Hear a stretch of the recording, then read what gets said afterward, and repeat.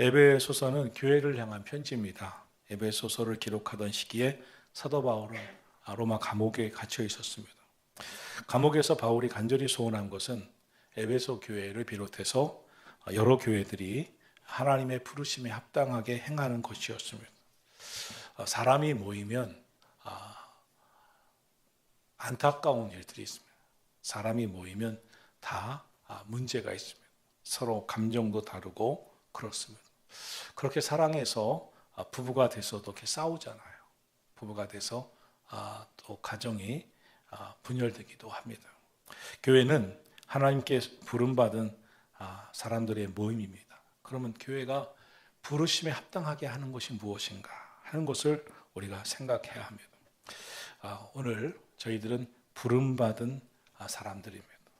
교회에 부모의 전도로, 친구의 전도로 오라고 하니까 오기도 했지만 결국 여기까지 올 때는 스스로 결심해서 우리 교회에 또 주님의 몸된 교회의 일꾼이 되고 하나가 된 것입니다. 성경적으로 보면 우리는 스스로 나왔거나 또는 누구의 권면으로 나왔지만 결국은 하나님께서 우리 마음에 나오게 하셔서 우리 마음에 주신 은혜를 따라 부르심에 합하여 나온 줄로 믿습니다. 그럼 우리는 다 부름받은 사람들입니다. 하나님이 부르신 사람들입니다. 그러므로 하나님께 초청해 주셔서 부름받은 우리는 어떻게 살아야 하는지를 날마다 생각해야 합니다. 1절을 보겠습니다. 같이 읽습니다. 그러므로 주 안에서 갇힌 내가 너희를 권하노니 너희가 부르심을 받은 일에 합당하게 행하여. 부르심을 입은 사람들은 부르심을 받은 일에 합당하게 행해야 된다. 저와 여러분 부름받은 사람들입니다. 부르심을 입은 자답게 합당하게 행해야 된다. 이렇게 말씀하고 있습니다. 그럼 부르심에 합당하게 행하는 것은 무엇일까요? 제가 이제 군목으로 들어가서 이제 여러 부대를 갔는데 그 중에 춘천 이공병 여단 군목으로 있을 때입니다.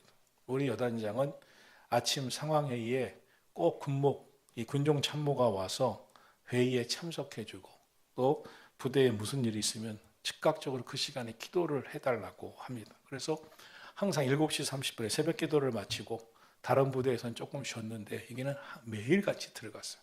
7시 30분에.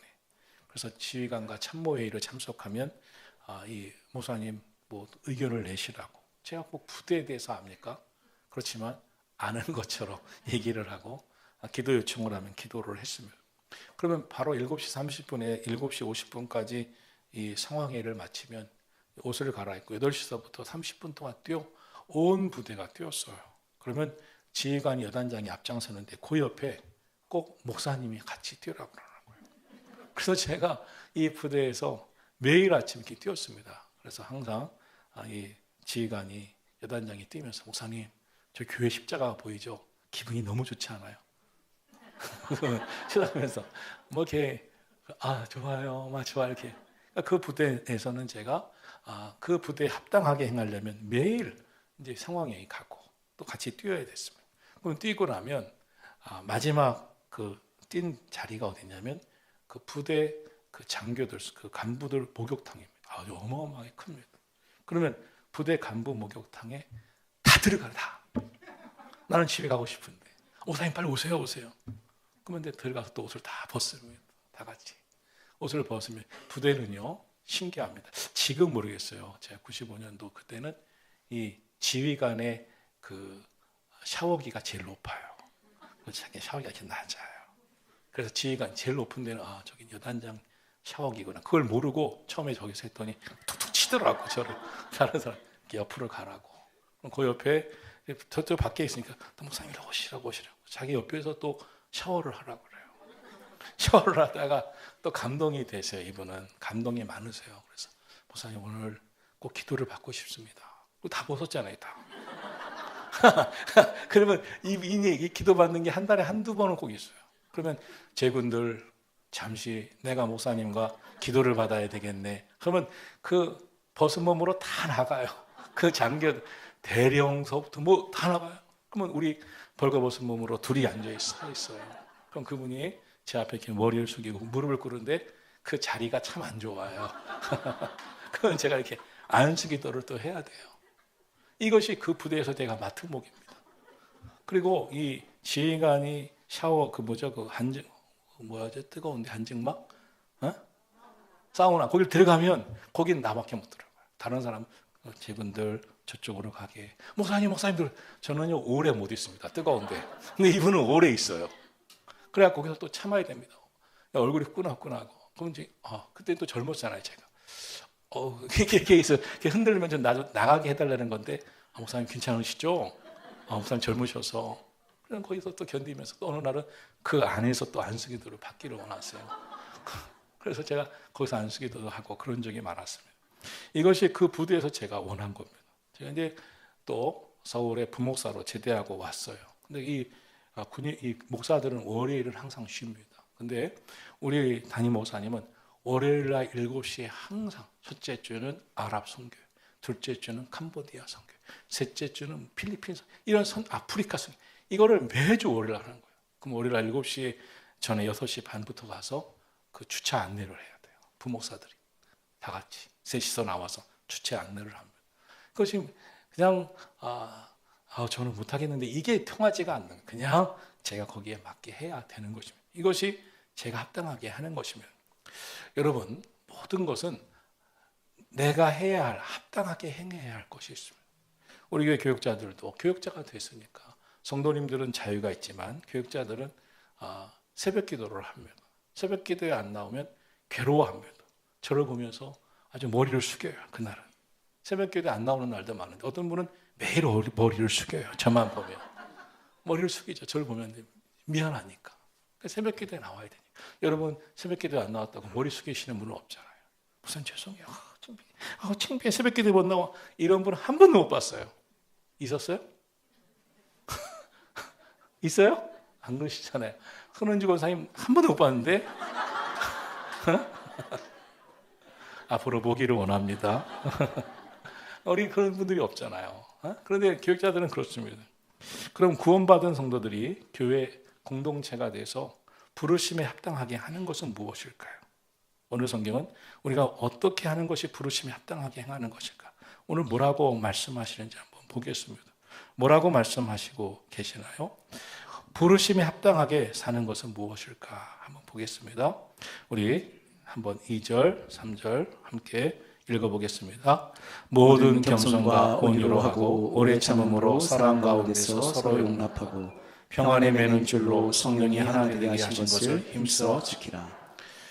부르심에 합당하게 하는 것은 뭐냐면 성령이 우리를 하나가 되게 하신 것을 힘써 지키는 거예요.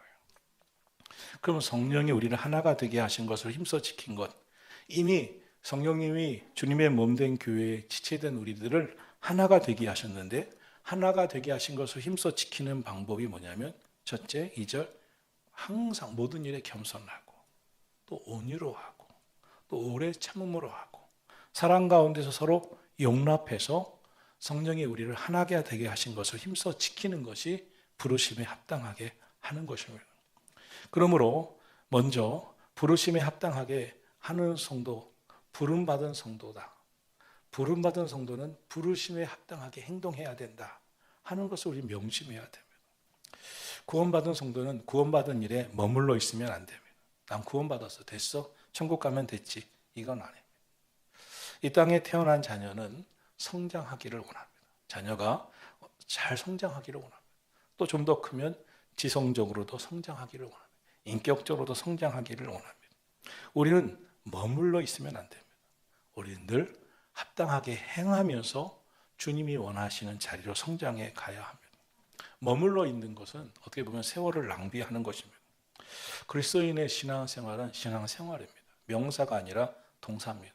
끊임없이 노력하고 도전하고 전진하고 행하고 발전해 가야 합니다. 우리가 온 교회가 새벽 기도를 드리지만 잘 못 드리니까 특세를 합니다. 특세를 통해서 더 새벽 기도에 어린아이들도 참여하게 하고 또 노력을 해보는 겁니다. 예배의 성공자가 되라고 외치고 있습니다. 여러분 신앙생활뿐만 아니라 모든 것은 머물러 있고 고여 있으면 썩게 되어 있습니다. 신앙생활도 가만히 있고 머물러 있으면 신앙은 성장하지 아니하고 마치 머물러 있는 고여 있는 물이 썩듯이 신앙도 신선해지지 못해 발전하지 못합니다. 성도는 하나님의 부르심을 받은 자답게 부름에 합당하게 어떻게 해요? 행해야 합니다. 하나님은 우리를 세상 가운데서 지명하여 불러주셨습니다. 하나님의 자녀로 택하셨습니다. 부름받은 저와 여러분은 부르심에 합당하게 늘 행하시기를 주님의 이름으로 축원합니다. 그런데 무엇을 하라고 말씀하시냐면 부르심에 합당한 자의 삶은 성령께서 하나가 되게 하신 것을 힘써 지키는 거라고 그랬어요. 이미 신약 시대를 살아가고 있는 성도들은 하나 되게 하소서라는 기도는 정확한 표현은 아닙니다. 이미 예수님 믿는 믿음의 공동체는 주님이 십자가의 피값으로 하나가 되었습니다. 저와 여러분은 예수님 믿고 영접하여 예수님을 나의 구주로 영접한 순간 예수님과 연합되었고 하나님과 연합되었고 예수 안에서 교회가 연합된 것입니다. 저와 여러분은 누굽니까? 하늘에 계신 하나님을 나의 하나님 아버지라고 섬기는 사람들입니다.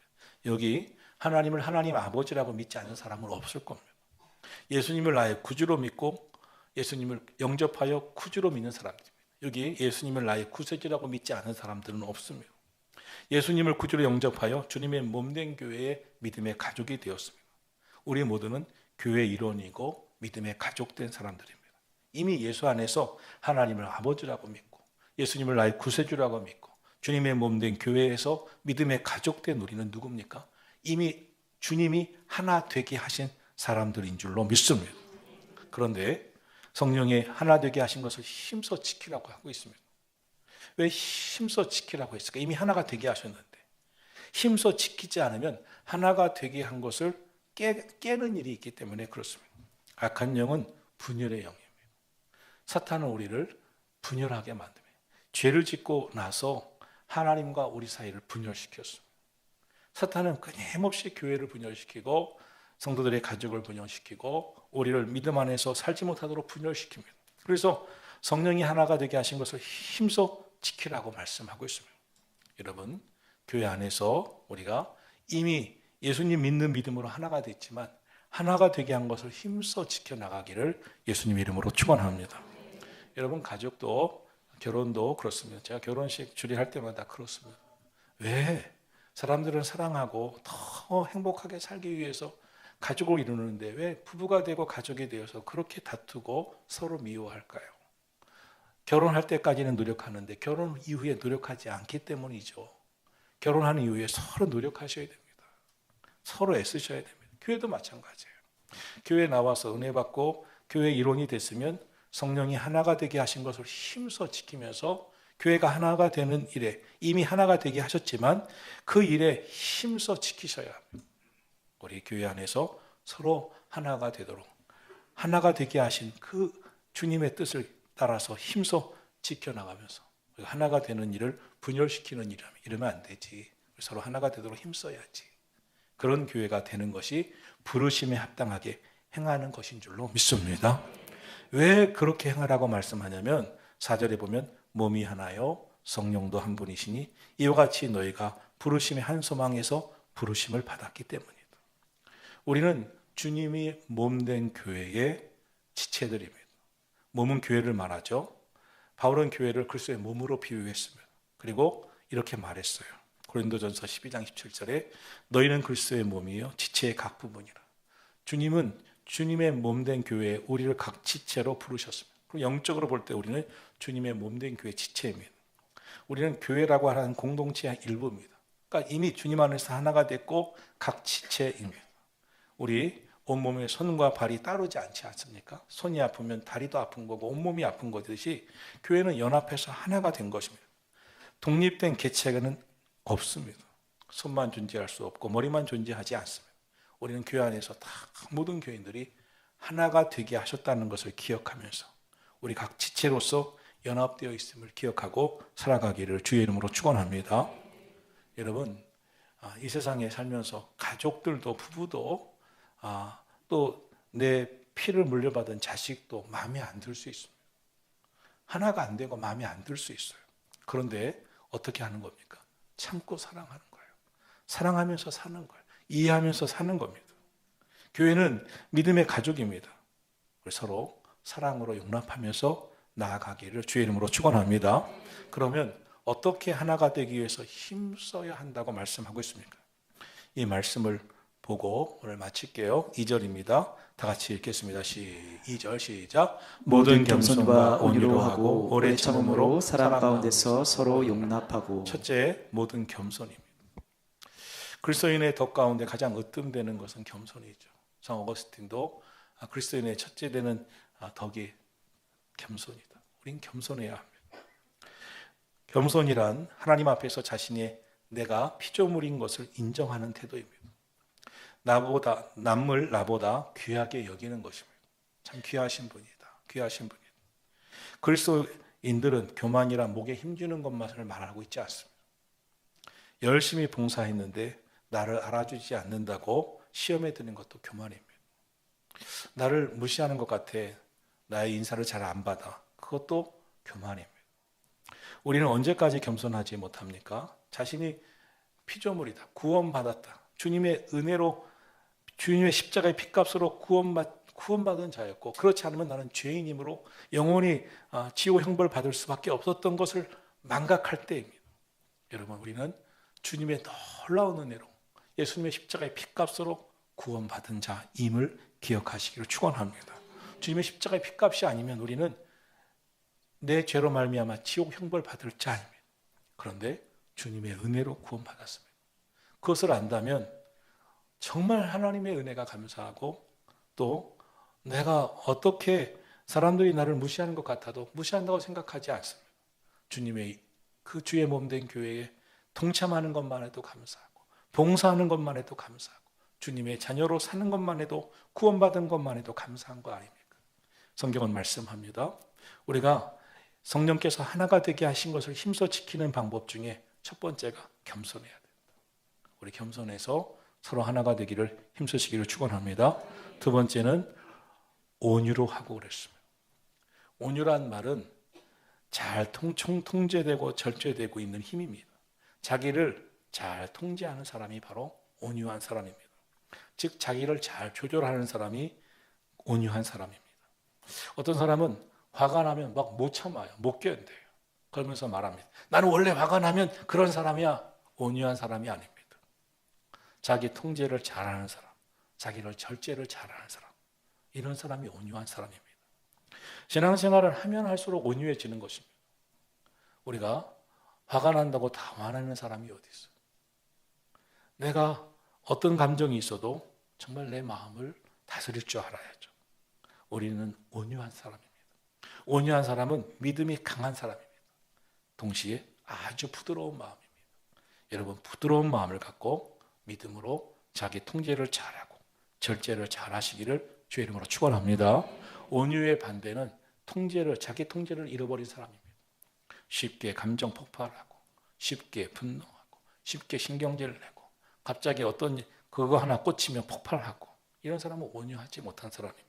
오늘 꼭 기도해야 됩니다. 하나님 온유하게 하소서. 여러분, 온유해야죠. 어떤 말만 들으면 못 견디는 사람이 있어요. 거기에 꽂히면 콱 화내는 사람이 있어요. 주변이 벌벌 떱니다. 큰일 납니다. 행복을 잃어버렸습니다. 이 온유하지 못하면 하나 되는데 방해가 됩니다. 오늘 성령 안에서 교회가 하나가 되기 위해서는 겸손해야 된다. 온유해야 된다.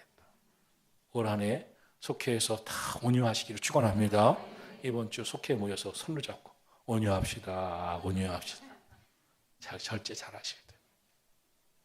좀 내가 눈을 마주칠까 말까. 몇 명 알고 있는데 온유하셔야 됩니다. 일부러 안 맞췄습니다. 여러분 온유하시기를 축복합니다.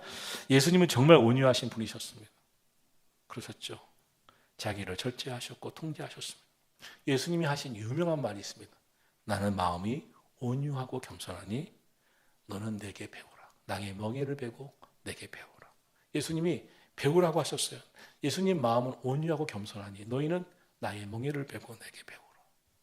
우리 자기를 잘 절제하고 통제해야 되며 내가 싫어서 난 안 한다. 그것이 뭐예요? 그것이. 신앙생활은 주님의 뜻이라면 하나님이 원하시는 것이라면 부르심에 합당한 것이라면 그것을 해내는 게 온유한 마음입니다. 나를 조절하고 주님의 뜻에 맞춰 사는 것. 그리고 올해 자기 절제에 승리하는 온유한 성도들이 되기를 예수님의 이름으로 축원합니다. 세 번째, 오래 참음. 모든 겸손과 온유로 하고 오래 참음으로 사랑 가운데서 서로 용납하고. 우리가 하나됨을 지키기 위해서 정말 중요한 덕목 중에 하나가 참는 겁니다. 오래 참는 것. 오래 참음은 예수 그리스도의 성품 가운데 하나입니다. 정말 끝까지 참으셔야 됩니다. 예수님은 십자가에서 오래 참으셨습니다. 심지어 말도 안 되는 강도가 예수님을 막 모욕하고 조롱했는데도 예수님 오래 참으셨어요. 사람들이 너가 메시아면 내려와 봐라. 예수님을 모욕했지만 참으셨어요. 그래서 디모데전서 1장 16절은 예수 그리스도께서 먼저 일체 오래 참으심의 본을 보이사 후에 주를 믿어 영생을 얻는 자에게 본이 되게 하셨다 그랬습니다. 예수님이 먼저 일체 모든 일에 오래 참으시고 주를 믿는 자들의 본이 되셨다. 그럼 예수님 믿는 사람은 주님이 십자가에서 오래 참으신 것을 보면서 나도 오래 참아야지. 예수님처럼 돼야지. 예수님 본받아야지. 그 예수님 본받아야지의 이 동일한 표현은 뭐냐면 예수님처럼 나도 잘 참아야지. 오래 참으시고 잘 참으시기를 주의 이름으로 축원합니다. 신앙생활 하면 참을 일이 많아요. 특별히 교회 하나씩 봉사하고 섬기시려면 참으실 일이 많아요. 잘 참으셔야 됩니다. 오래 참으셔야 됩니다. 여러분 오래 사시려면 잘 참으셔야 돼요. 여러분 오래 살고 싶잖아요. 행복하게 살고 싶잖아요. 오래 참으셔야 됩니다. 기독교는 주님의 오래 참으심이 없었다면 존재하지 않았을 것이며 우리가 구원 받는 것도 십자가를 지신 예수님이 참으셨기 때문입니다. 여러분 오늘도 막 화가 치밀어 오르실 때도 있었을 것입니다. 그렇지만 우리 하나 되기 위해서는 가족들이 서로 참아야 되고 우리 교회가 서로 참아서 하나 된 주님의 몸된 교회를 이루어가기를 예수님의 이름으로 축원합니다. 이제 마지막입니다. 2절에 사랑 가운데서 서로 용납하는 것입니다. 모든 겸손과 온유로 하고 오래 참음으로 사랑 가운데서 서로 용납하고. 하나됨을 지키기 위해서 네 번째 덕목은 사랑 가운데서 서로 용납하는 것입니다. 용납이 뭡니까? 받아들여 주는 겁니다. 내가 좋아하는 사람이 아니지만 내 스타일이 아니지만 나랑 감정적으로 맞지 않지만 그럼에도 불구하고 주 안에서 사랑으로 용납하는 것입니다. 하나됨을 지키려면 사랑 가운데 서로 용납해야 합니다. 돌아온 탕자를 아버지가 있는 모습 그대로 받아 주었듯이 교회는 서로 성도들이 서로 하나됨을 지키기 위해서 사랑으로 서로 용납해야 합니다. 올해 항상 어떤 일이든지 그렇습니다. 우리 여성교회도 남성교회도 우리 권사회도 그렇을 것이고 속회도 그럴 겁니다. 내가 다 좋아하는 사람이 아닐 수 있어요. 그때 우리가 가져야 할 마음이 있습니다. 사랑으로 용납하자. 사랑으로 용납하자. 사랑으로 용납해서 하나됨을 힘써 지키는 우리 교회가 되기를 예수님 이름으로 축원합니다. 올 한 해 우리 부르심에 합당하게 행하라. 부르심에 합당하게 행하는 것. 저와 여러분이 부르심에 합당하게 행하는 것. 더 겸손해야지. 온유해야지. 주님이 그러하셨던 것처럼 오래 참아야지. 사랑으로 서로 용납해야지. 쫓아해 봅시다. 겸손해서 온유함으로 오래 참음으로 사랑으로 서로 용납함으로 하나 되는 선한 목자 교회 부르심에 합당하게 행합시다. 꼭 그러시기를 주의 이름으로 축원합니다. 기도하겠습니다.